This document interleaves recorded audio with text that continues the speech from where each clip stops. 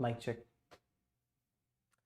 Hello and welcome to all of you. Welcome to Edukemy's YouTube channel. My name is Harsh Singh, and in this video, we shall discuss the featured news for today, that is 30th of November 2021. Today's featured news is on reconceptualization of minimum support price. What has been the demand of farmers? What are its implications? How is the government going to handle a situation like this? What are the repercussions? What is the way forward in this situation? Right? Very much in news in the last 10 to 15 days because of farmers' demand that they will not settle for going back after the repealing of the farm laws. They want that the MSP, minimum support price, for certain products be legalized, right? So we will understand all these issues in this context of news, right? Good evening Digvijay, good evening Amlan, hi Bhabani, good evening Rajasekharan, happy evening to you as well. It's the first few times we have had you here. Good evening to you. We meet every day, Monday to Friday, from 6 o'clock in the evening to discuss the current affairs and gazette discussion. And then after that, we have a quick understanding on a thematic article covered in the gazette itself, but in a different video. And we try to even answer a question on the same, right? Good evening, Ashish. Hi, Kriti. Good evening to all of you. Welcome back, each of you. So let us understand what is the scheme of minimum support price. See, the government of India is in a very, very precarious, very, very delicate position. The issue is of the poverty in the country, and poverty which leads to informalization of farm sector. This is one. And then poor people again, which need to be fed, right? So people who are generating food might need to be fed in some way. They might eat the wheat and rice that they procure, but they do not have oil seeds, they do not have salt. So the government has two mechanisms for this. For them to procure food from those poor farmers, it has the mechanism of giving minimum support price to them. And the second support is in the terms of giving back nutrition to the same community, poor community, not the farming community per se, but poor community, people who are below poverty line and even above poverty line. So government will subsidize various products, for example, wheat, rice, salt, kerosene. These are the products government, and there are many other products government gives to the poorer communities. So it stores the items from the farm community and then gives it back when the time is important, or it tries to recirculate the same amongst people. And this is why it procures the food items, some of the food items, and minimum support price. It tries to give a minimum support for the kind of articles it procures from the people. So they may be wheat, they may be paddy, rice, or it may be other products, oil seeds, or it may be other kind of grains. They could be pulses, they could be millets, they could be vegetables, or many of these, as many as 23 crops have got minimum support price. But here is the issue. When Green Revolution 1 got initiated in the 1960s, there was an increase in impetus of farming of wheat and paddy.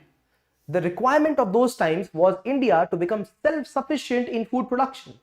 Self-sufficient in food production. India is a country right now which is self-sufficient because of Green Revolution 1. We have to give it the right credit. But India is not a country which is nutrition secure. We have produced wheat, we have produced paddy, but we have given up cultivation of millet, something that was nutritious. We have given up the cultivation of oil seed and pulses. There is data and statistics to say that the area which was cultivated earlier under oil seed, pulses, millets, etc., that has gone down, and area under wheat and paddy has gone up. You know why? Just because government ensured that MSP, minimum support price, for wheat and paddy grew proportionally. So MSP declared for wheat and paddy was very high. Because of this, certain areas, non-traditional areas also, which did not need to cultivate paddy, they also started to cultivate paddy. Now India produces paddy from Rajasthan, from Punjab, from Haryana. These are the places which traditionally do not need the flooding of these farm fields, but yet they are flooded. What areas usually were flooded were the coastal areas, West Bengal, Kerala, right? So those were the areas. There are many coastal areas which would grow paddy, but continental areas, interior, would not grow paddy. They would be popular for wheat and oil seeds. But because of MSP, they started growing it. It had its own issues. We will understand each of those issues. We will also understand why still people have this demand, and what is the government doing to handle this situation. All right. Good evening, Netra. Good evening to you. All right.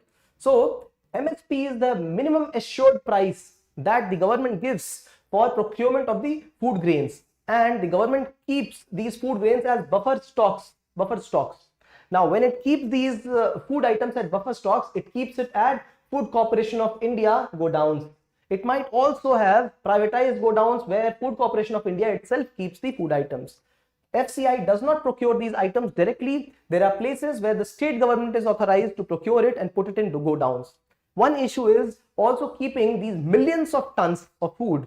Maybe as many as 100 million tons of food are procured by the government in the buffer stock, right? For contingent demands, in case there is a drought the next year, in case there is El Nino or La Nina, each of them can result in drought in the country. And these are the times when this stock is released. We have COVID times when there was emergency stock which was released to states in advance, right? Pradhan Mantri Garib Kalyan Yojana, where the government ensured that 80 crore people be fed. Extra 5 kilos of the food grains were distributed per person per month. So not only that, India also exported outside the country just because India had the buffer stock during COVID times. So agriculture was thriving during those times, but keeping such humongous amount of buffer stock is untenable. It is not sustainable because quite a decent amount of it also goes rot. It rots because the efficiency of these godowns is not very high. Many of the items are kept in open, and then the food grains they go stale. So this is one of the additional issues. In addition, since we are giving higher MSP rates only to wheat and paddy, it leads to lopsided cultivation. What we are cultivating ultimately is these two crops, and we are leaving out many other crops for which there are lower MSPs, right? And in this process, one simple crop is paddy, another one is wheat. They are very much intensive in nature, we have to put in a lot of inputs.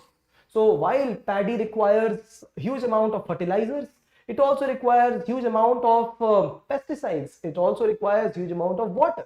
It also needs the plants to be weeded. There's so many inputs that are required. This is the process in which huge amount of money also goes, right? Not only that, the groundwater resources, electricity consumption, diesel consumption, these are all inputs. Government subsidizes diesels indirectly. Government has given water free of cost, electricity at very subsidized rates. We studied in the last news. And along with that, if you see fertilizer subsidy going up to as much as 80,000 crores, then we have pesticides and weeding, all these activities. Government has subsidized many mechanized components and machinery as well. You see so much of subsidy going in. The point is, we are trying to only ensure that people are able to purchase these, sell these crops at reasonable prices. Now, alternately, if you calculate the amount of subsidy here, there's another alternate scheme. If you calculate the amount of subsidy and give it to each of the farmers, that is called as basic minimum, minimum basic income to each person. That can be a far more better method, directly giving people that amount, and then they can cultivate whatever crop they want to cultivate. Procurement will be at market rates. Procurement will not be at MSP's, minimum support price. Now, minimum support price, now this is another pointer. Minimum support price is also a mechanism for politicization, for ensuring that populist demands be met. So whenever there is an election year, the minimum support price will definitely see some of the other raise, and especially for these two crops, paddy and wheat, because they are popular crops. They have been cultivated more traditionally, and there is less incentive for people to switch to other crops, right? How can government, any of the government, suddenly say the MSP for the other crops, for example oil seeds and pulses, will be higher, and we will give lesser raise in MSP for paddy, for rice? So this is the contention behind why government is only promoting MSP rise in certain products and less in other products. Although lately the government has also started to diversify and ensure that oilseed and pulses be cultivated. Now these are the kind of crops which have nutrition value also, which diversify the production, which ensure that less input is also taken. Millets are the kind of coarse cereal, coarse grains, which are a very, very good alternative to wheat and paddy. So now, and they also grow in dry land region, places where there is low water level. Very, very advantageous, see. So this is one of the mechanisms, but the farmers are still hell-bent on ensuring that MSP be given. So I have also explained this quite a few times. That is that all the farmers are not a part of this movement. You see, while around 30% of the agricultural surplus, the surplus is taken by the government as in minimum support prices. 90% of the surplus is taken from states like Punjab and Haryana, while West Bengal and Uttar Pradesh are those states which produce the maximum amount of paddy, yet the procurement is maximum from Punjab, from Haryana. So the point being, there are various states, for example, Bihar, northeast states, where paddy is getting cultivated, good variety is getting cultivated, yet the government is not procuring from those states. So there is an inequity in procurement as well. Certain farmers are revolting this particular thing because they see more profitability in MSP mechanisms. There is inertia of change. There is inertia. They want to stick to this mechanism because they see immediate gains. We have studied in the past few editorials that there are many big farmlands in Punjab, and many of these farmlands, they are proxy owned. The original owners, they might not be living in India, they might be NRIs, they have switched their work, but there are people who are working in their field, and what they look forward is immediate gains, immediate minimum support price for the year.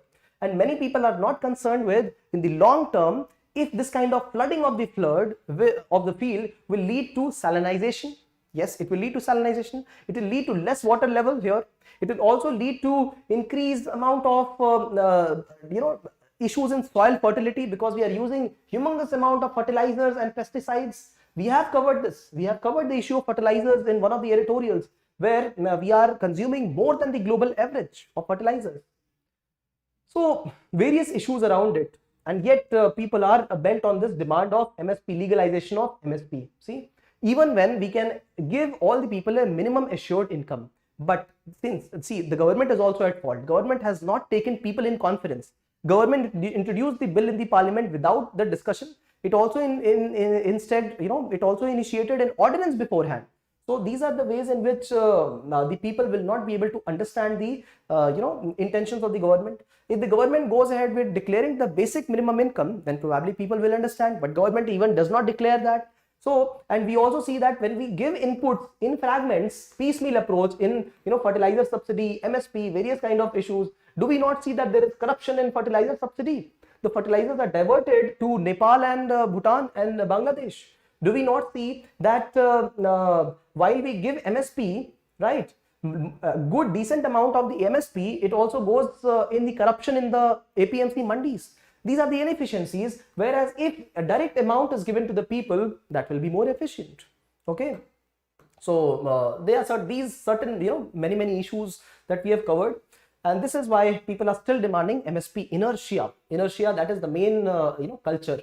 So it also impacts the cropping pattern, as we just understood, right? Signal about the cropping pattern, skewed proportion of crop in favor of wheat and paddy, as I mentioned. So though we must thank the Green Revolution one, we must go beyond it now, right? We must go to Green Revolution, to Evergreen Revolution, which the people are resisting indirectly, right? Then there is a lack of awareness amongst many people. Many people in the northeast states, they are not even aware that there is something called as minimum support price. There are payment delays also. It happens in regular places, and the payment delay leads to a very lagged cycle for the next season of cultivation. What are the issues related to logistics and storage? I discussed that a lot of the food grains, they go stale, and there is a non-secular growth, because some people in some regions see extra procurement, good procurement of wheat and paddy, but some places do not see that kind of procurement. These are the issues. And what are the solutions to these problems? See, we can develop some infrastructure. So these are some alternate mechanisms. We are not serving the chief mechanism of how to address the MSP issue. MSP will keep being presented. Now we need a very big paradigm shift, a watershed approach here in removing or maybe going beyond MSP. But right now what we can do is provide infrastructure at mandis, improve the governance in mandis. We should have consultative determination of MSP. Right now MSP is recommended by Committee for Agricultural Cost and Prices, right? They are the ones who recommend to the government, and then the government approves it. We can have better consultative determination of MSPs. We can also diversify MSP in products slowly and steadily, one step at a time. That can happen. right? We can give aid to small farmers. Now, many of the big farmers are the ones who actually capture the advantages of MSP.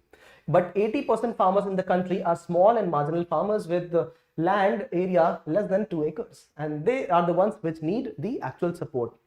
This is where farm FPOs, farm producer organizations, can actually come and benefit. When the procurement is done from smaller farm fields, the procurement is not very efficient. But if the farmers, they combine their fields and operate together, they can have a bigger negotiating power. See, so these are the kind of FPOs, farm producer organizations. This is one important reform in farming sector, right? This can also help in mechanization of the whole fields, because in smaller fields one cannot apply this mechanized labor.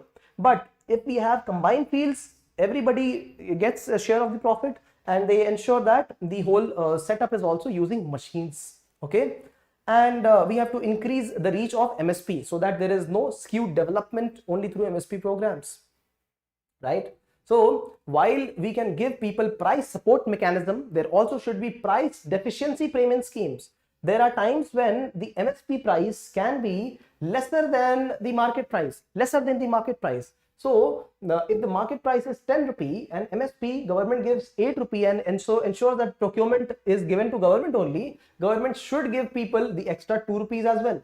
The state governments do all this, right? And while MSP is given for around 23 crops, there is a statutory minimum price also, FRP, right? Fair and remunerative pricing, FRP, in sugarcane and jute cultivation. A very, very similar structure there also. FRP is considered as another political and populist measure.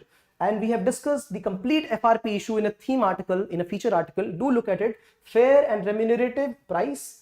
Edukemy, type on YouTube, you will be able to get the complete article and the complete political scenario, the complete supply chain of sugarcane industry. We have covered that. And very interestingly, we have covered the ethanol aspect also of sugarcane industry. You must look at this article. This will help you solve questions related to sugarcane cultivation and farming. And this has been in question in UPSC examination, right? Very, very relevant and pertinent. All right. So we should also encourage private procurement and stock list scheme. No? Now this is where the contention was. One of the farm laws contended this only, that private procurement is something that people do not want, but the government wants it to happen, because more privatization will lead to better investments, private sector investments, better technology, better managerial skills, better competition in the agricultural market. But right now this came under a stalemate. Government had to withdraw, right? So what is the way forward? The way forward is having a robust procurement mechanism. This is what we will be putting in answers for now. No revolutionary techniques, but yes, that is a way forward. The idea that I suggested was a way forward idea, way forward idea, right? An idea which is ahead of its time right now. MSP is the fallback option. Do remember that when people do not have anything to survive on, MSP is the one, minimum support price is the one on which the poor farmers do survive. So do remember that. Efficiency in market systems, this is what we want ultimately. So these are the three goals we will look at while we look at MSP pricing. All right. So right now I'll look at some of the comments that people have put here. Welcome, Karuna. Amlan says oilseed government has PDPS and PPPS. Yes, government is encouraging mechanisms so that diversified products be cropped. Good evening, Falak. Abhinav says why government is not increasing MSP on millets, bajra, etc. and decreasing on wheat and rice. Actually, Abhinav, the reality is that right now the government is doing all this. So while now we see increase in MSP of paddy and wheat, there is an increase in MSP, far more increase in MSP of millets and oil seeds and pulses. That is happening in India right now. But the present prices itself are so skewed that it still favors the cultivation of the traditional crops, that is paddy and wheat.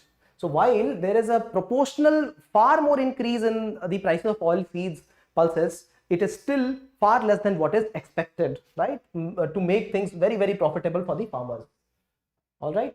So this is the answer. Now we have covered various dimensions of this discussion. Center of it was the government agenda to provide MSP, right? So it is a support mechanism to the farming community. It is a mechanism for the government to store buffer stock. It is a mechanism through which it can redistribute income, it can redistribute the crops cultivated. This is one mechanism, the intention of the government. We also understood what have been the issues, what have been the advantages. See, green revolution should not only be criticized, it has got its advantages, we should respect it. And what are the issues, and why have people been revolting against the removal of MSP, if at all. So why people are demanding for legalization of MSP, we should understand that. What are the issues with green revolutions, that is important to be covered, and what is the way forward is another topic, right? So as I always talk, there are various perspectives of any theme, and we must know all the perspectives. This is the story, this is the storyline of MSP, minimum support price. Now, depending on this complete storyline, complete reel, depending on what question has been asked, we will answer that specific segment. Suppose this segment deserves more attention, we will focus on this, and we will reduce down these parts. Suppose it has only asked some factual content should be in the beginning, right? We will place this in the answer then. So it totally depends on what question has been asked. After having understood these various perspectives, let us look at today's question. The question says, despite noble intentions behind MSP mechanism, it has not been successful in its reach or efficiency. Elaborate. So we have to elaborate. Despite the noble intentions, it has not been able to successfully reach people or being efficient. What is the issue? We have to elaborate the issue, right? So elaboration will talk about not lesser analysis, but more on expansion of what is the issue, right? So you will begin with the noble intentions behind MSP mechanism. We just discussed the noble intentions of the government, right? And then we will point out the reach. It has not been successful in its reach. So while it has reached out to bigger farmers, it has not reached out to smaller farmers. While it has reached out to certain regions, it has not reached out to certain regions. Give examples. The statistics are mentioned here. Punjab region, 90% procurement, less procurement for West Bengal, which is one of the largest producers of paddy. Good examples. Then it has not been efficient also. MSP has not been efficient in various other ways. For example, the corruption in agriculture producing marketing committees, right? So a couple of pointers here are elections are not regular, there is cartelization, right? Then there are various issues related to APMC. What about storage in APMC mandis? These are another issue. Standardization of products and their marketing is another issue, right? Less of funds and smaller farms are another issue. So MSP has not been reaching to people, and it has not been efficient. This is what we have to elaborate on. And then we have to also give a conclusion with wisdom, a conclusion which has got good ideas, and that is how we complete the answer on this theme. All right. If you like this initiative, do shower some love on us. How do you do that? By liking this initiative, right? We will present again. We'll be present again tomorrow with amazing set of articles, right, in the Gazette Current Affairs and Feature News discussion. Until then, I will take up some questions which are here, and then we will proceed towards conclusion, right? So do prepare notes, become very valuable. I keep saying that I will present something, but it takes a while to present. How to include UP, Bihar, West Bengal in MSP? Good question. Why not? Why cannot government not include? See, these are ways. We have traditional ways, and we have to shun these traditional ways of procuring these items only from developed states. We have to go to those places also which are laggards. See, government also has advantage of procuring from bigger farmers. No, there is a better procurement, right? It is standardized, the products are standardized, and it is a lot more smoother. If we go to places which have got smaller farmlands, procurement becomes a little tough, right? Although the process is decentralized, it is a little tough. You should also note that there have been corruption here also. There have been alleged news that the wheat and rice which were cultivated in fields in eastern UP, Bihar, they were taken to Punjab, and these were the low quality of production of rice and paddy, and they were sold as MSP products, higher rate MSP products, and the actual product which was to be sold in MSP, it was exported out of India. So these have been allegations. So this is the update on this. And yes, one important update about MSP: if the government raises the MSP levels, it is not going to lead to better competition in the international market, because there are many times when the MSP rates are higher than the international and the traditional scenario in our country itself. Traditional market scenario, MSP rates are higher. So in case MSP rate are made legalized and they are made to exceed even more, then our products will be less competitive in the international market. So this is one issue. Another issue is that of World Trade Organization. WTO already says that you cannot be giving subsidies more than 10% of the total value that has been produced, right? And India has been red flagged in this. We have covered 2-3 editorials on the issue of the farm procurement. So this amount is going far more than 10% for India, but India says we have to procure these items so that we may be able to preserve the sanctity of the poorer persons in India. So right now India has been flagged in this. So these are various additional issues which are related to MSP, and they must also provide insight to you, right? So thank you, Rajshekharan. Thank you Falak, thank you Ashish, thank you Netra, thank you Jyotish, welcome. Thank you Jyotish, welcome. Be a part of our initiative, 6 p.m. Monday to Friday. Thank you Kriti. Jaya says, are APMC mandis abolished from UP Bihar? Why? No. Why should they be abolished? All right. Thank you for watching.